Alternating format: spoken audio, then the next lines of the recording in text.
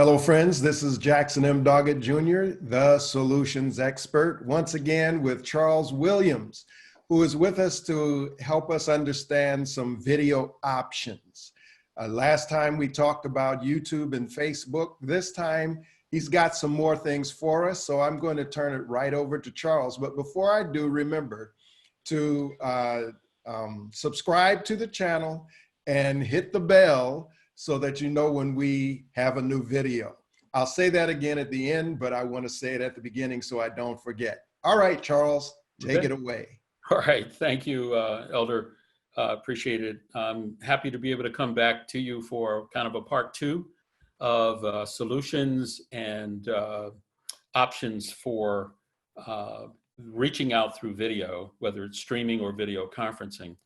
What I wanted to do is go over some of the video conferencing options that are out there that are available to anyone other than Zoom, although I include Zoom in my presentation. So what I want to do is jump right in, and let me get my screen share here. And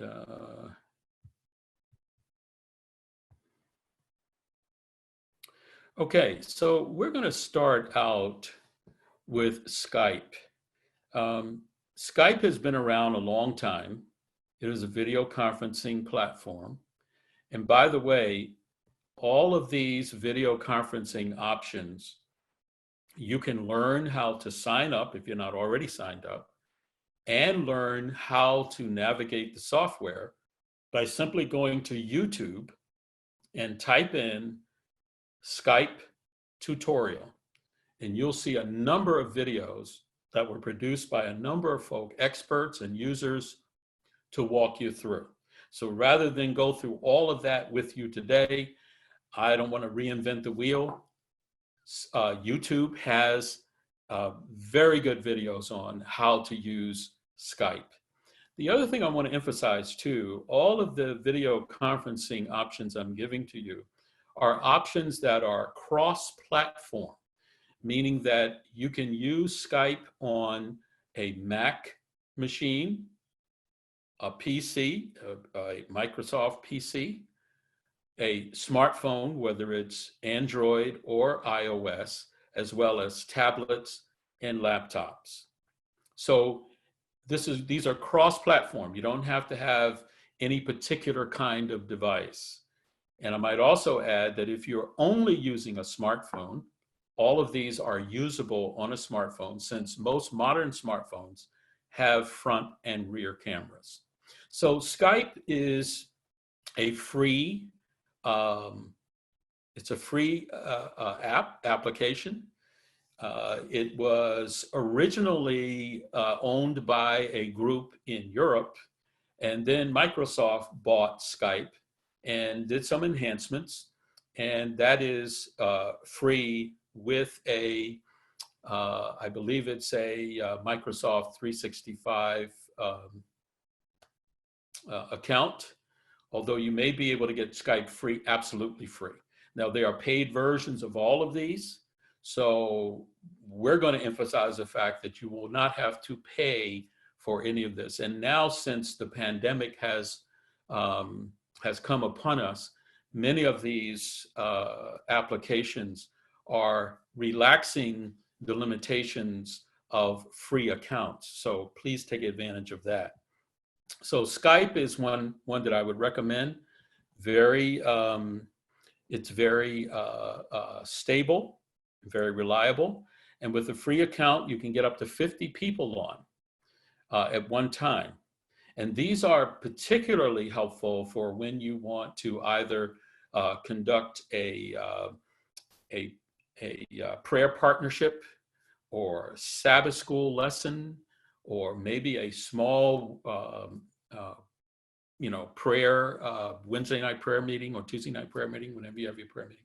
So up to 50 people free. So take advantage of Skype, and don't forget, go to YouTube, type in Skype tutorial.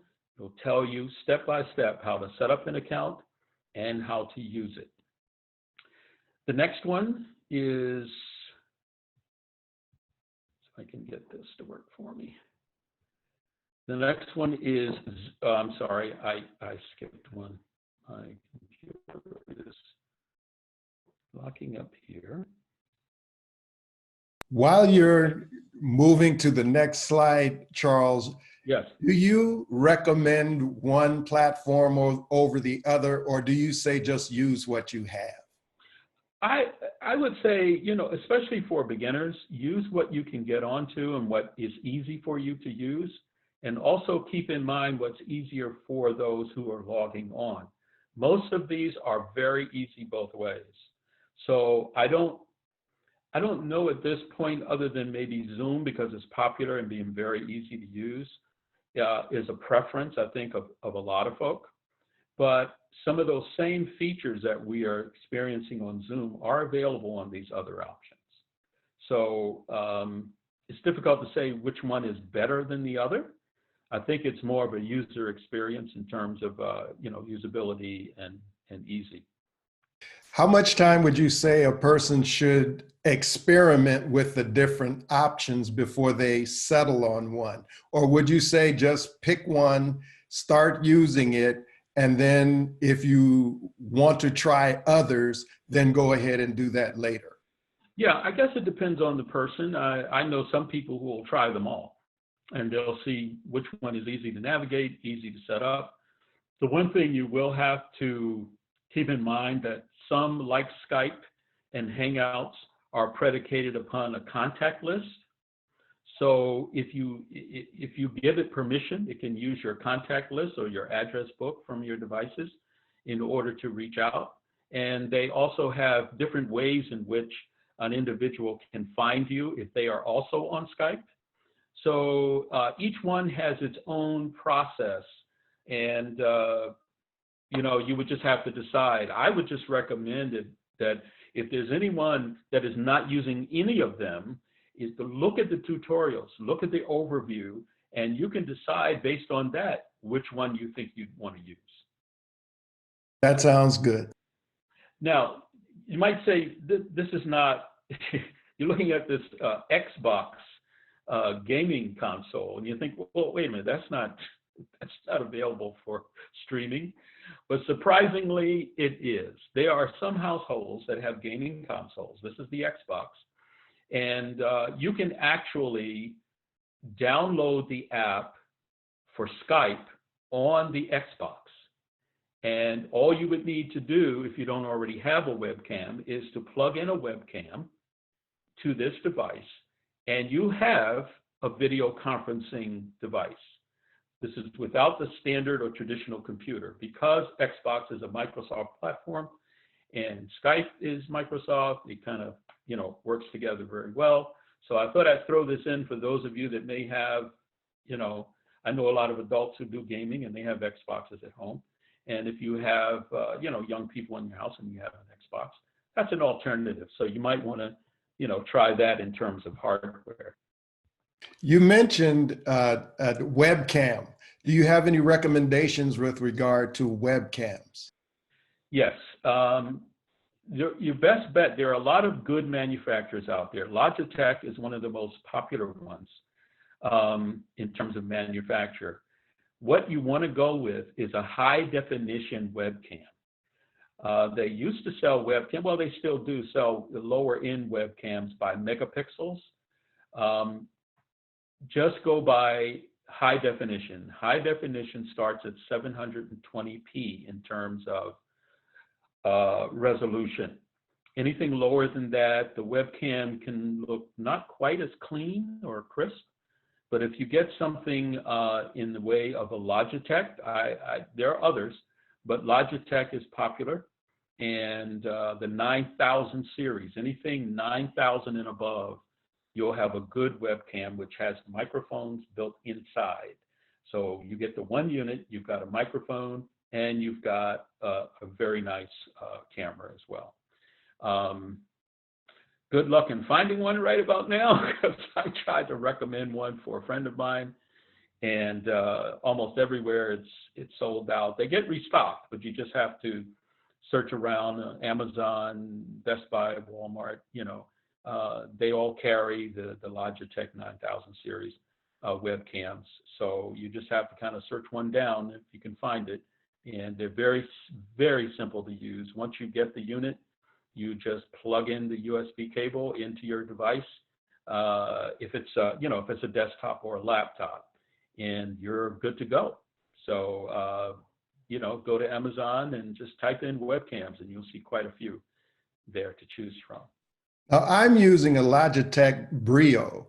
It has a microphone in it, but I don't use that microphone. I have a different microphone, as you can see, a Rode. Sure. But my question to you, and there are times I actually do video conferencing on my laptop, Right. and I use my headphones actually as my microphone as opposed to any other microphone. What is your recommendation with regard to either using the computer microphone, the webcam microphone, or having your headset or a different microphone? I think for that answer, it really does boil down to user preference, number one, and number two, final application. If you are doing what we're doing right now, an external higher end microphone generally does sound better. Earphone microphones that are usually in-wire microphones also have a tendency to sound pretty good because the microphone is very close to your voice. Microphones that are on devices, like the one I'm using is on my laptop, it's fair. It does a job for video conferencing. May not be the best for recording, but if you're, say, doing if you're live streaming on YouTube, something like that. But it does boil down to user preference. I do have a headset with a microphone on it, and in some applications that works really well. If you're in a noisy environment, sometimes those headset microphones work well because they're noise canceling and you can hear the other party very well. So it's something that you've got to try out. Now on cell phones, if you have a late model Android or iPhone, generally those microphones are very good, surprisingly good, in case you're stuck with a smaller form factor. But it really is user preference, and you just need to, again, that's something you can find out on YouTube as well. If you go there and put in video conferencing microphones or best microphones for streaming, you'll see quite a few tutorials there and overviews on the type of microphones and the type of application. There is no one size fit all, I have friends that use headset with a mic. I have others that just has the earbuds and the mic in line. Those that have a Yeti or other higher end table mic. So it's a user preference and application. Can you use your cell phone for Skype, Xbox, Zoom, and others, or will Absolutely. the telephone, the smartphone only be good for some of these recommendations? Well, they all are designed to be on smartphones. That's why I chose some of these, because you can go to the Apple App Store and get the app for these video conferencing solutions. Also the Android Google Play Store.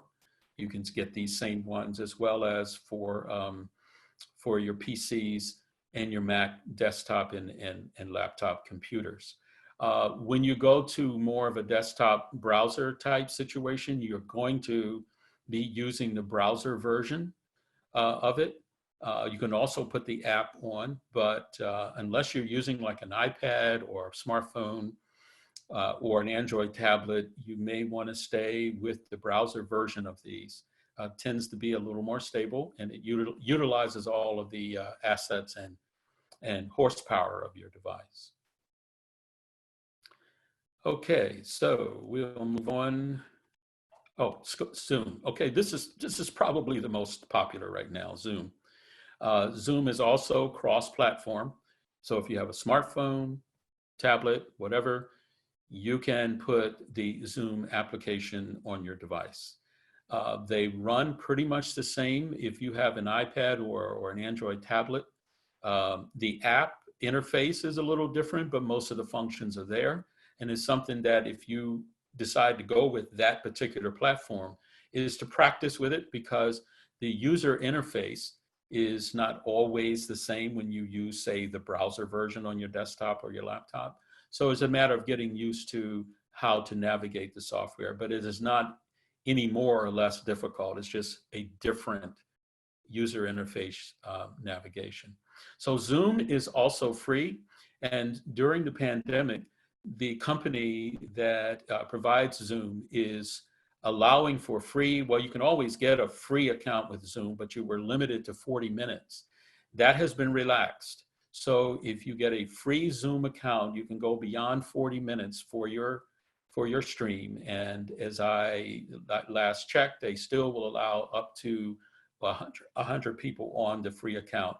And that's during the pandemic, because they realize people need solutions and they may not have the funds to get a pro account or a corporate account. So let's take advantage of the free account with Zoom. And again, tutorials for that on YouTube. I have found with Zoom, the big issue is making sure you have your settings set well so you can use it easily. So I would add that as something for people to take a look at as they're doing their tutorials. Make sure they understand how to set it up in the settings, and it's butter. Exactly. Exactly. Very good point. Because what often happens is, you know, they have the interface set up so easy. You jump right in and then you realize, oh, I need this feature, I need that feature.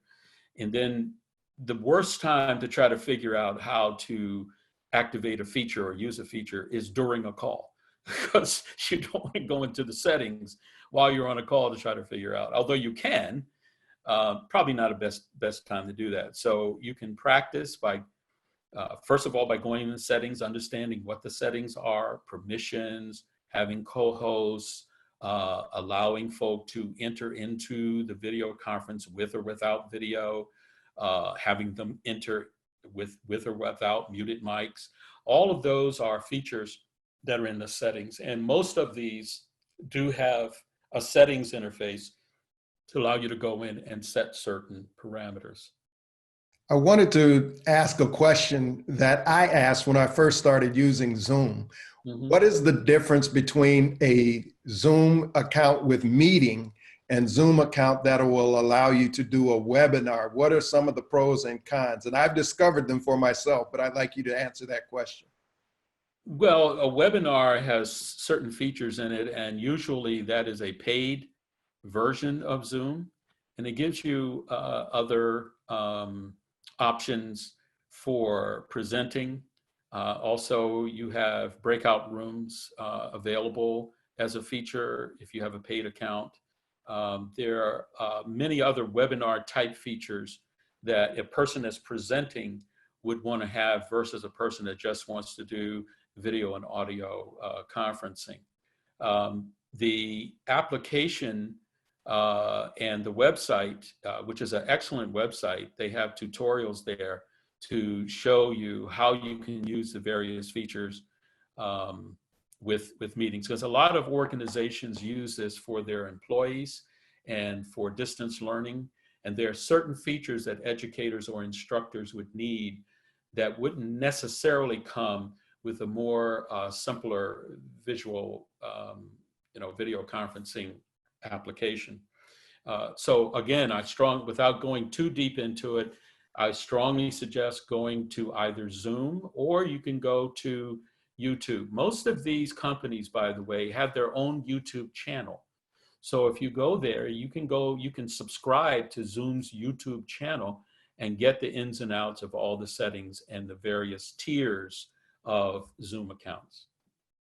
I would say for me, the reason to have a webinar is if I was just doing a one-way presentation. Correct. If you're having meetings, I would say meetings and the free account is great because you have the interaction that you want. Mm-hmm. But for a webinar, I see that as more a one-way. I'm trying to get information out to you, and correct. I don't really need a lot of feedback. Right? Yeah, right. A lot of people don't have that need. So right, that's true. That's true. And it gets to be a bit much if you have a lot of people on trying to manage those muted microphones and webcams and things like that, and people over talking each other. Yes, I agree with you. If you're doing a webinar, that system, that feature is best for the kind of one-way traffic that you just mentioned. Now, on that very point, Hangouts, which is free with a Gmail account. Many people already have a Gmail account. You can sign up for Hangouts, and Hangouts is a very good video conferencing software. And with a free account, you can have up to 200 visitors and 10,000 viewers. Now here's the difference. You can have up to 200 people interacting with you if you so choose. And if you want to add more people to it, but only for them to view, you can actually add up to, well, thousands of people to view the Hangout. And it will, you know, in the tutorial, it shows you how to set that up. And I thought that was a very unique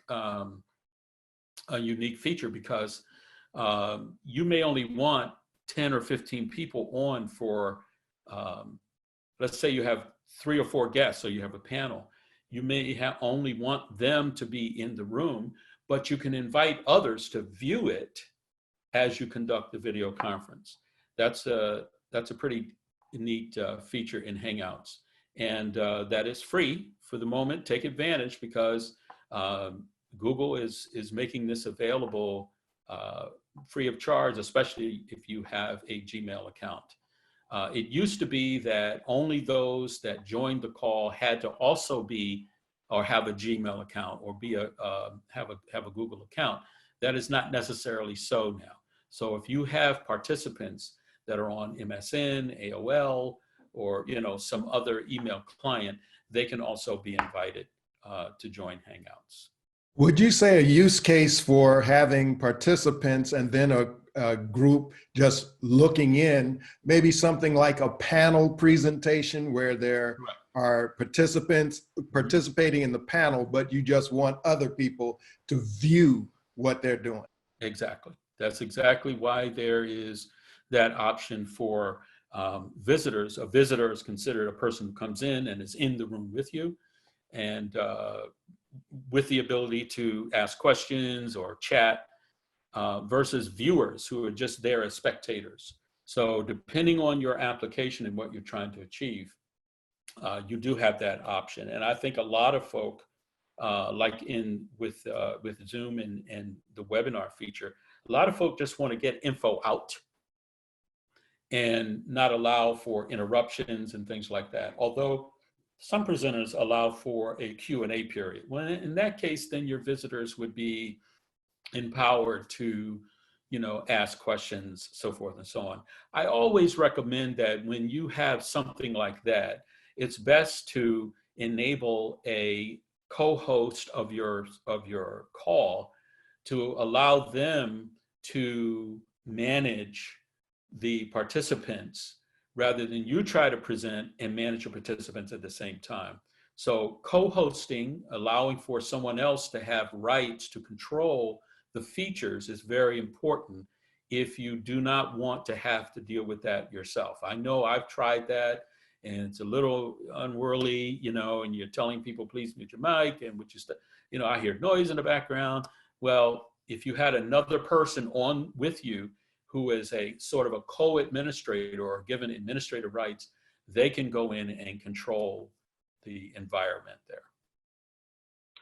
So Hangouts is another great one. And again, tutorials are on YouTube.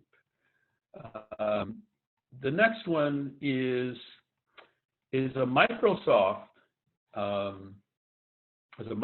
product. It's called Teams. That's what the T stands for. So Teams is a Microsoft product. Right now, again, free. You can sign up for a Microsoft 365 account. You don't have to have a paid account to use it, because right now, again, a lot of the companies are gracious enough to relax their free versions you know, and add additional features to free versions, because usually free versions kind of gets you started. And then when you start to expand, you want more features, that's when they want you to pay. But Microsoft Teams is another one. Go to YouTube, and you will also see an overview and tutorials for Microsoft Teams. And they also have the same basic features as Zoom and Skype. Now, here's one that a lot of businesses use, Cisco Webex. I used to have a Webex account, but to be honest with you, I found Webex to be a little bit more advanced.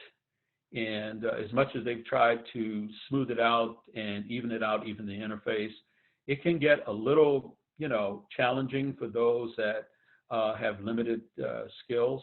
But Cisco Webex is a very good platform, especially for webinars. They have a specialty there for webinars, and a lot of individuals use Cisco Webex as an alternative. Let me go on to the next one, and these are the ones that aren't all that popular. I don't hear a lot about them, but they are in use, especially by businesses. But you, as an individual user, you can also join in. This next one is also free. It's called Starleaf, and again, similar features. Interface is a little different, but it does give the ability to set up video conferencing rooms.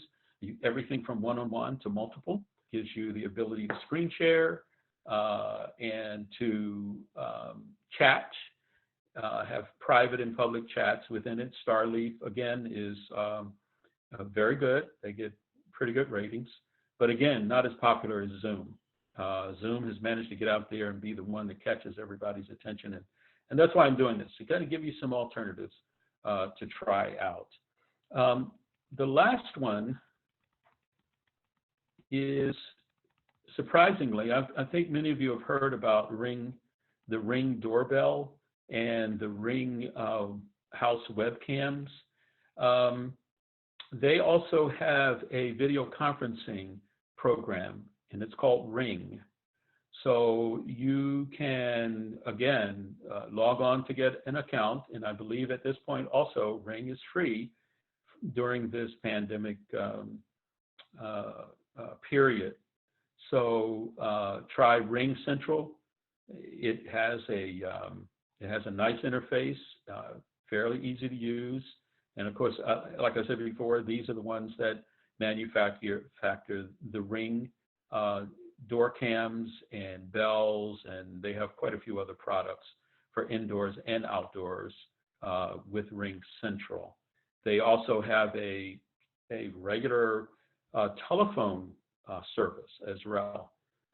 So take advantage of Ring Central. And I believe that's my last slide. Yeah. So I'm going to stop sharing.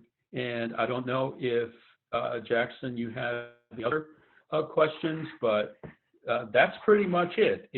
Again, don't feel overwhelmed, like how in the world I'm going to learn how to use these or try these.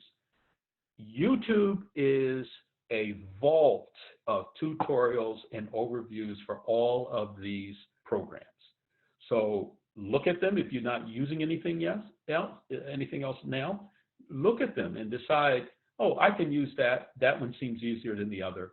But almost all of them have the same features. Well, we can put those various options in the description below this video, so they'll be able, they don't have to go through and write down each one of your options there. Correct. But if you were to give advice at this point to a novice who's just trying to keep their ministry going, because these particular videos are for pastors of all stripes. Right. And some have sophisticated operations, and they really, they wouldn't even watch this because they have a tech team that can take care of it. But this is really for that pastor who is struggling to keep up and get going and keep his ministry viable. If you were to give advice on which one to start with, You may not, but if you did, what would you say? I think I have to default to Zoom because it's very easy to set up and very easy to control. And it's also cross-platform. That's the key, being cross-platform. You don't want to get a piece of software that will only work on one platform, like only desktop or only laptop. You want something that will work on all platforms, including smartphones and tablets. Reason being is, when you're mobile, a lot of times you have a need to get on a call or create a call, and you only have your smartphone with you. Well, you can do that on a modern smartphone instead of needing to be home. I've gone on web conferences in my car, parked, of course, but I've gone on in my car, and people were surprised. They said, "Hey, you joined the call. You're in your car?" I said, "Yeah, I'm in my car." And it looked good and sounded good, and I didn't have to be in my home or my office or where my normal gear is. So cross-platform is the key. And I would recommend, out of all that I have, my first choice would be Zoom. My second choice would be Skype. My third choice would be Hangouts. Great. I would also add, because I chimed in with the webinar feature for one way. A preacher might say, well, that's the way I want to preach. I'll get the webinar option, and then I'll preach that way. I would discourage that, because you can record it. We did a live stream video, so we showed you how to easily live stream. Doesn't cost you. Correct. And webinars will cost you. Right. Or you could record it just with your phone. That doesn't cost you. So I would not suggest to a pastor to get excited about preaching to his congregation through Zoom using the webinar feature. I just wouldn't suggest that. Right. I agree with you wholeheartedly. There are plenty of streaming interfaces that you can use using your phone or a laptop or other platforms, and just stream out. You can do it live, or you can record it and upload it for streaming later. The one nice thing about YouTube is that you can record it in advance and then program it to publish at a particular time. So for instance, if you upload it, you can say to YouTube, I want this video available to my church at 10:30 on Sabbath morning. And that video then will go live at that time, meaning that people can watch it, or you can live stream it at that time, the live stream of your pre-recording. And if you say, well, you know, I want to see the reaction of the people. Well, of course, you have your chat room. Many churches that use YouTube will use the chat room, and they can hear people, you know, they can see what the folk are saying, amen. You know, I've seen a lot of comments in there like preach, preacher, and all of that. You can actually view that in the chat room if you will feel like you need to get a reaction.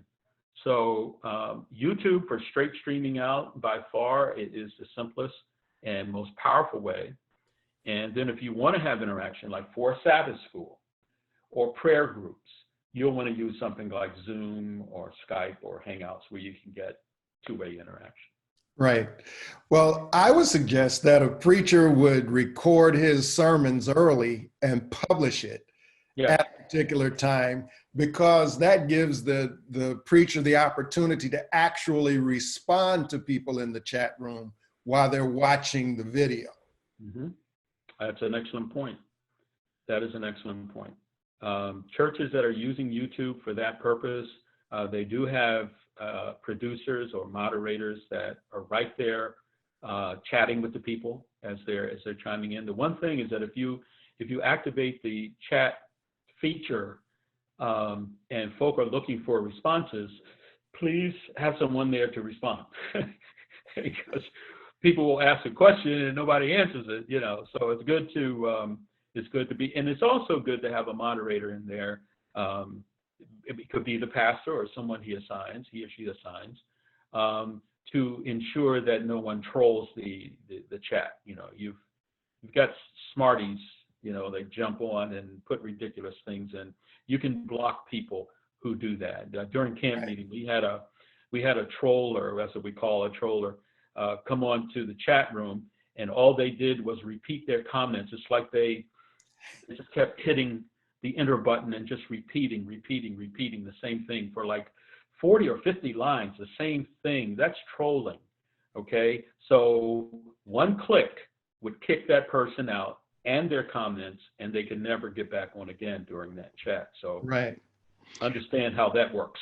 Yeah, I can tell you there's nothing worse than trying to reach out to a church and nothing comes back in response. Exactly. I say this to churches that have websites. If you have a contact us spot on your website, make sure somebody monitors that or take it off of your website. There's nothing worse than for someone to reach out to your church through your website and nobody reaches back. I can tell you in my entire ministry, only one church that I reached out through their website reached back to me.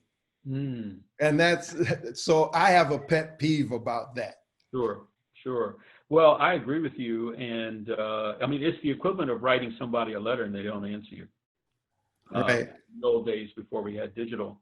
But again, the description area of your YouTube channel, as you well know, you can put links in there for reaching out to people. Like, for instance, if there's a prayer request, you may have a prayer request email set up, and they can just click on that. It opens up their email client. They can write in their request and identify who they are, and that goes right to a specific individual who is receiving those emails and who is responding to those emails.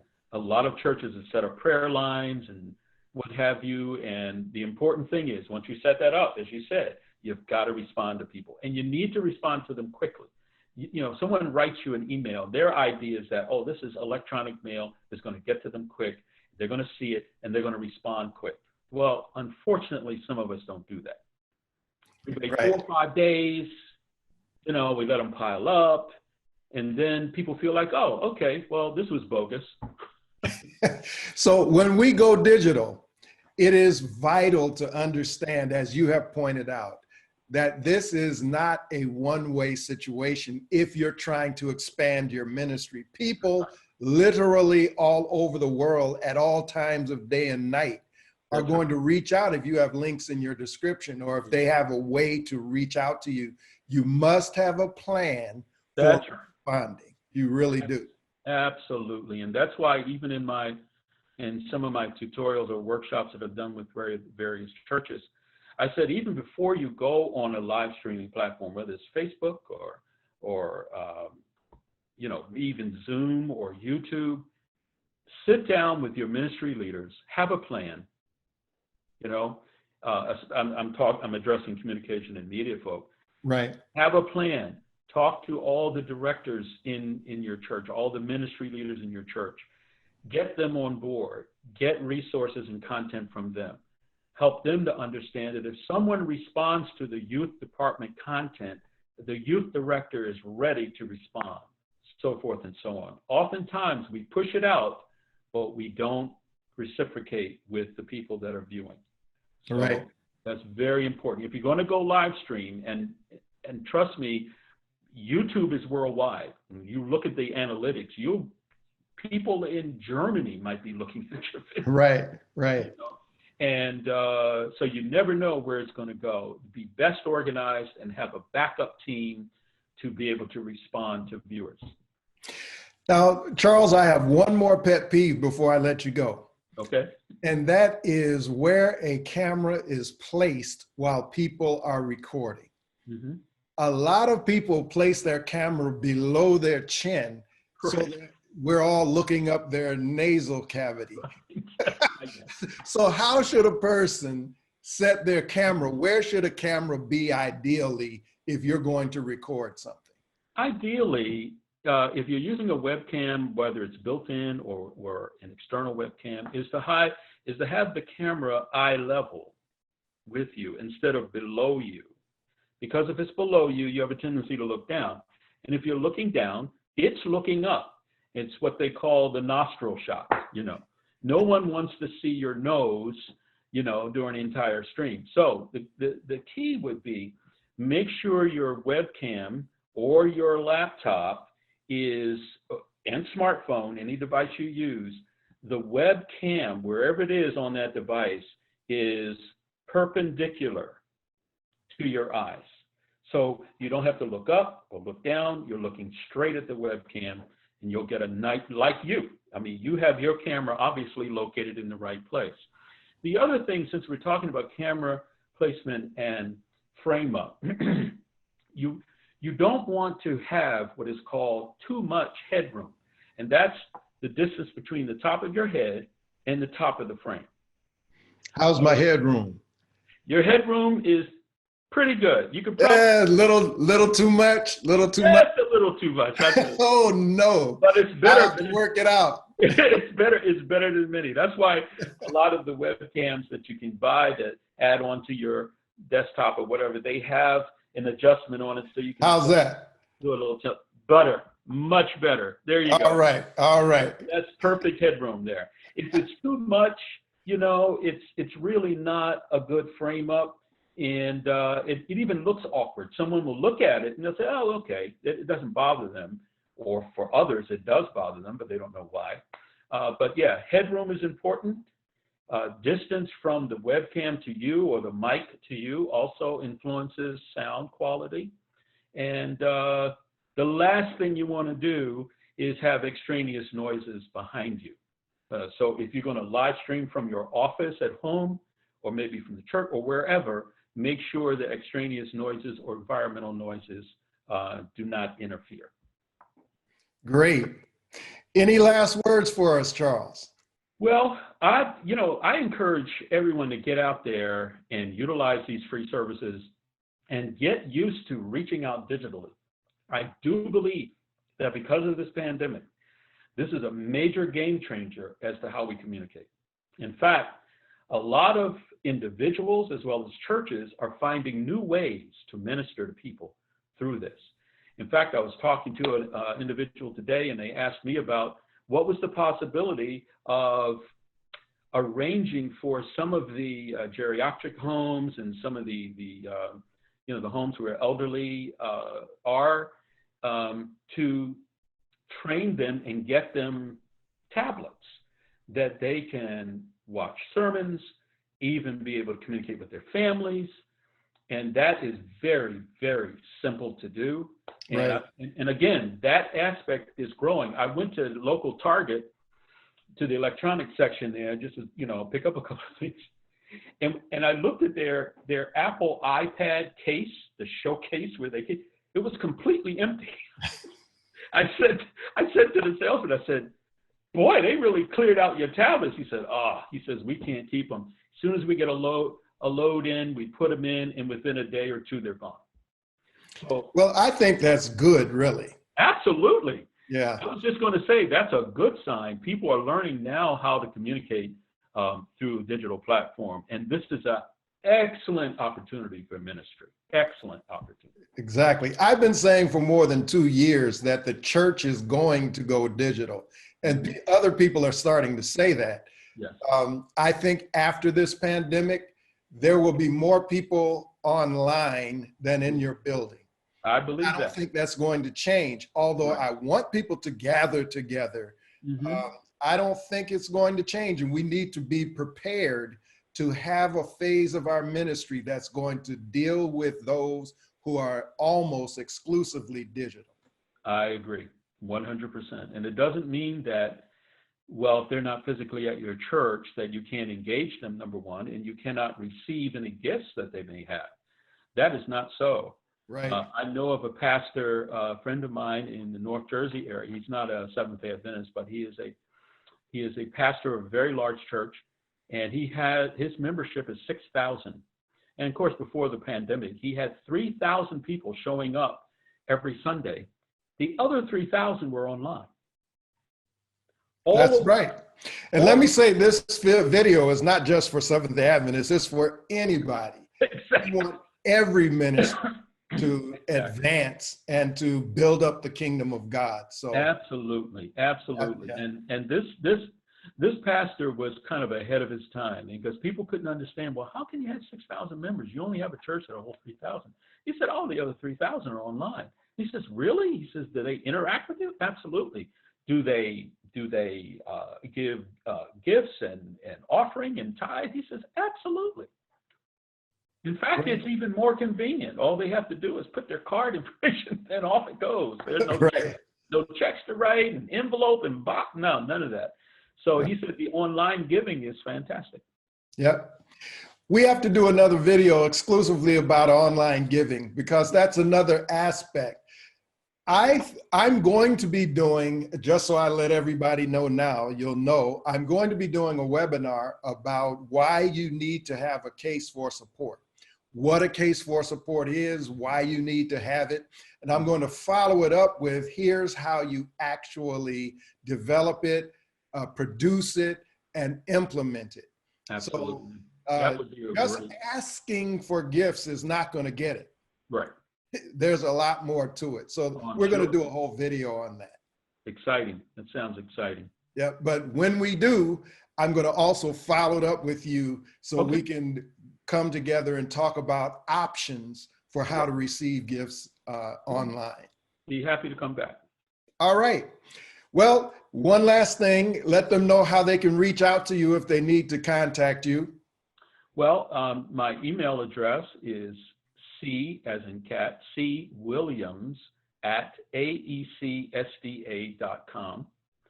You can also go to the visitaec.org website, and I'm on the communication page. And you reach out to me, and I will certainly get back to you. So all of my contact information, by the way, other contact information, address, office number, all of that is on our website, visitaec.org. Click on communications, and you'll see the media department there.